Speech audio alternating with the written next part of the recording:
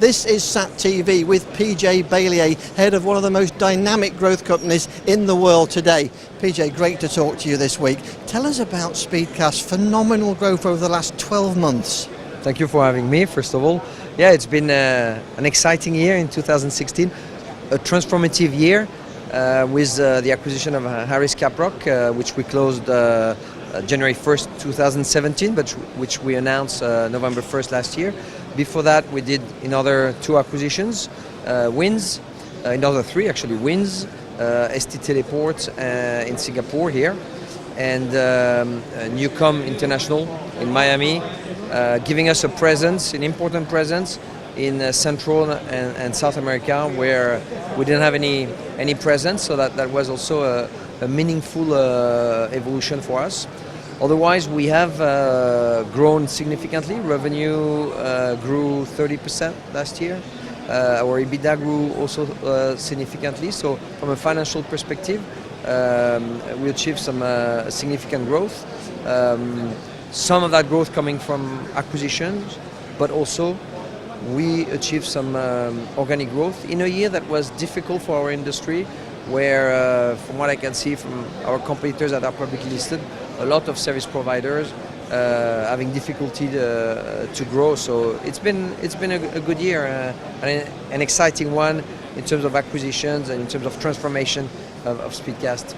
What are some of the challenges when you're sort of working with all these new companies, new colleagues, new organisations to sort out? What for you have been some of the major challenges?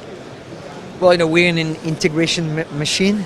We've done 13 acquisitions over the past 5 years. So I think integration is a second nature for a lot of our people. Obviously, with Harris Caprock, it's a bigger task, so we're getting more external help. But we're very happy with the progress of the acquisition. We started early. As soon as we announced the acquisition, November 1st, mid-November, we were up and working with external consultants and an internal integration team planning for the integration, which allowed us just 2 weeks after actually closing the transaction to announce a new organization, to limit that period of uncertainty where people don't know what their role is going to be. So I think that was very positive that we're able to execute quickly. And yes, it's a lot of new faces. We had a fantastic event in February in Bangkok. We had about 200 speedcasters in Bangkok. About half of them sales and sales-related functions, because it was a sales kickoff meeting. And then we brought another about 100 people from other functions in order to have integration meetings, spending 2 or 3 days together in a room to progress integration. The vibe was fantastic. People are excited about what we're building, are excited about the strength of combining the two companies together. It's building a platform that is second to none in our industry, and that I think will position us strongly for future organic growth. And of course, talking of strength, that's given you strengths in other markets, so oil and gas is even more important now for you. Yes, Harris Caprock is a leader in servicing the oil and gas sector. Speedcast also had some business in that sector, so together we are a strong leader in that vertical. It represents 45% of our total revenue, of the group's total revenue, so it's our number one division. And as we all know, it's been a difficult time for the energy sector over the past 3 years, 2.5 years, but the mood has changed significantly. We're seeing our customers back at work, working on projects, asking us for proposals, for quotations, whereas 12 months ago it was very quiet. So it's positive. Now, we are winning business. I think the big business, the big investment decisions are still a few quarters away. So as we've communicated when we announced the acquisition of Harris Caprock, we don't expect growth in our energy revenues this year. We think there will be some growth in 2018 and acceleration in 2019. So you're well positioned for that, basically. Yes, I think we believe strongly positioned in the competitive landscape in terms of servicing the oil and gas sector.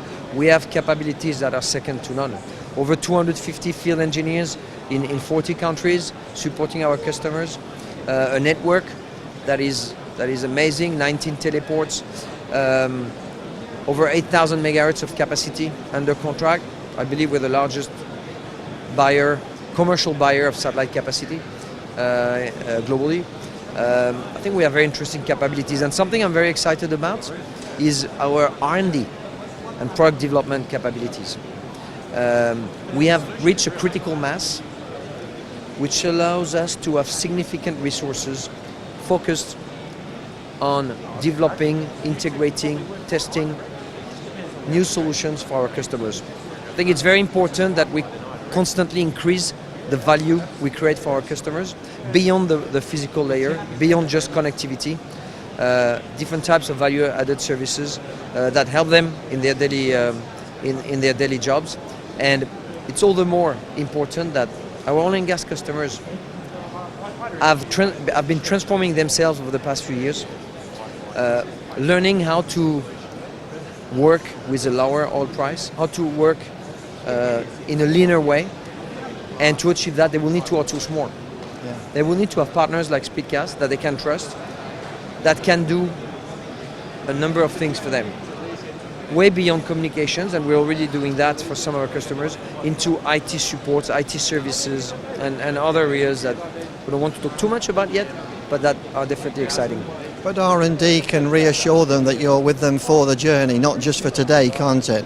Yes, definitely, and it's an area where we're investing, and I think they will see through the roadmap and through the announcements of new products that we're progressing and we can create more value for them. Just before you go, and changing industries, there's a big announcement in the Philippines with your partner Airbus. Can you tell us a little bit about that?